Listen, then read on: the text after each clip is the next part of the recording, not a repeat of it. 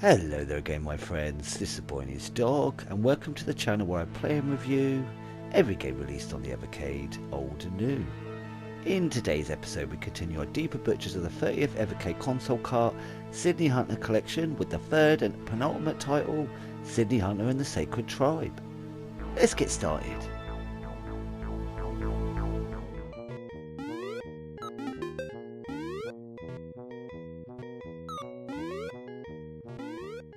On a trip to South America in search of valuable treasure, Sydney was captured and taken prisoner by the Sacred Tribe because they need his help.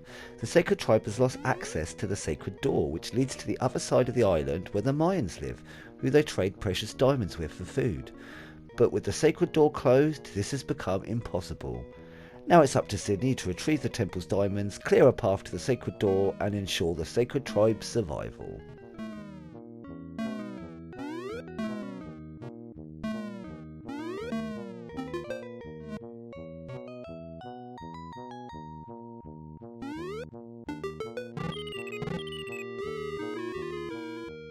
Sydney Hunter and the Sacred Tribe is a platformer for one player developed by Acclaim and originally released in 2017.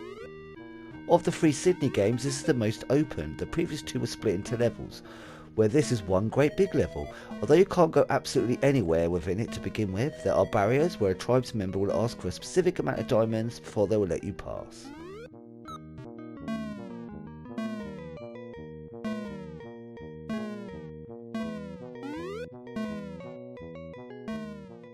And that's not the only difference. Gone are the boomerang from Caverns of Death, or the two jump types from the Shrines of Peril. And the jump we do have can cause a few moments of frustration. You can't jump straight up, only a certain set distance in front of you. Trying to land on a small platform that sits amidst a sea of sinking sand can be an absolute bitch, more so if an enemy's route is involved. But as with any game system where the level design is built somewhat around your moveset, you learn to work with it.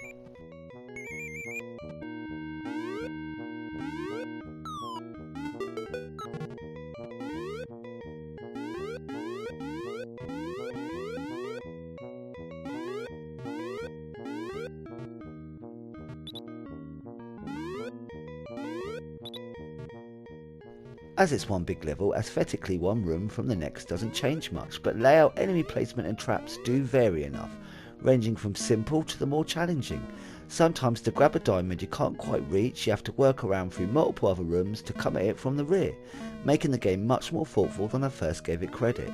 There's also locked treasure chests that require decent leveled excursion to locate the key to grab the glowing goodies within.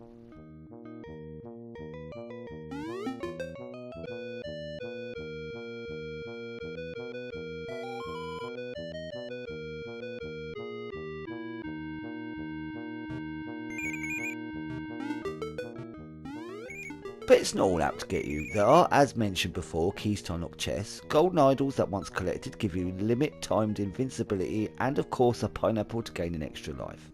There are also doors placed here and there in the background. Pushing up walks Sydney through and you pop up at a door in a different section. This is good for jumping around areas once you've got used to them, and you never know, maybe one will lead you to an area you can't get to any other way. So check them all.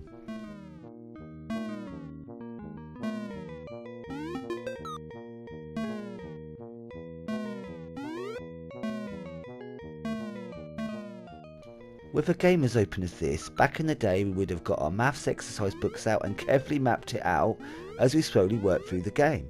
One of the coolest ideas with this game is a map of the entire layout came in the case with the game, a physical map you can have unfolded in front of you to actually help you navigate the massive area. And I bloody love it. I love in-game maps at the best of times, but physical one is all next level. Playing through the game with the map really elevated the fun and brought back that lovely feeling from way back when. More of this blaze, I eat it up good people, I eat it up.